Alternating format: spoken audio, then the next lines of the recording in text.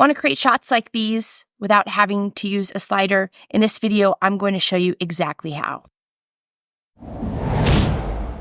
This should look familiar to you. This is a slider. This is actually, I like this slider, but the problem is it just sits in the corner of my studio and collects dust. I rarely use it because it's difficult to set up. It's cumbersome. If you set it up on a tripod, it tips over easily.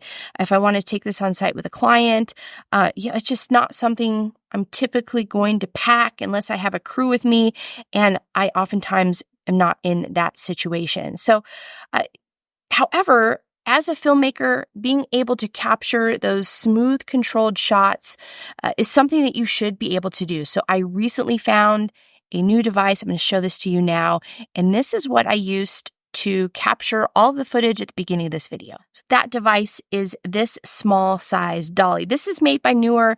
It is very simple. It's super light. This is my own ball head mount that I purchased separately, and then I have my Sony a6700 on top here. And the way you use this dolly is that you pre-charge it, you turn it on, and then you can select speeds 1 through 5. So I'm going to go ahead and select whatever speed I want. And then all you do is if you want to go left with the dolly, you hit this arrow. And if you want to move right with the dolly, you're just going to hit the arrow in the opposite direction. And then the other thing this dolly does is you can adjust the angle. So you could either have it flowing in a straight line, or you can make it curved and it'll actually perform a circular motion around whatever object you are trying to capture. This dolly does have an accompanying app as well. You do have to have the dolly turned on. Open the app, it'll sync directly with your dolly.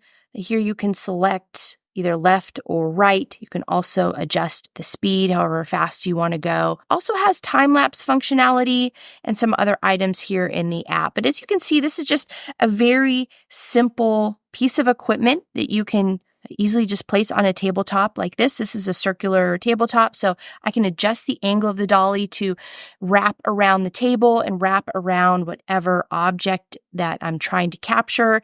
And that's what I like about it. It is very simple and easy to use. There are a few downsides. First of all, it's just going to go from left to right. Now, we did see in the app that you can set the motion to go left. You can also set how much time you want it to go left, also the distance, so you can fine-tune those types of things, but you can't schedule some sort of a left and right motion. So that is a downside. You can do that manually. Again, you can do it from the app, or you can come over here and select the buttons directly on the dolly.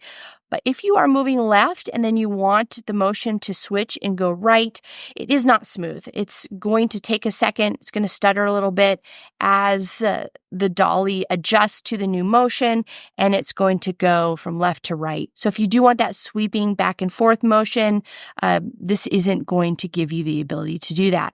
The other thing about this is it really can't handle something very heavy, like a heavy setup. I guess if you did adjust the angle, it's going to give you a little more frontward stability, so you could go a little heavier, but I'm just using my lightest camera that I have here in the studio, and this is the camera that I am using to capture items using this dolly. So this is what the dolly looks like when it's all unpacked. It's nice and small, so it doesn't take up too much space, and I tend to grab this much quicker than I would that large size slider. Now, all I use is this small size ball head. This does not come with a ball head mount, so you will need to purchase that separately. I'm just using the lightest one that I have and the smallest one that I have for the setup, just to kind of keep things on the lighter side. And then all you have to do is charge it, and you're ready to go. So who is this dolly for? I would say it's probably great for anyone who is shooting products. So if you are capturing any type of product or small size item that can easily fit on a table, then this is probably a great option. Now, as far as having it as an option to have like a second camera where the slider's moving while someone's talking, you could probably get away with that. You are going to have this upward angle happening, but where you're going to run into problems is controlling the dolly by going back and forth. You would have to use the app in this type of a situation.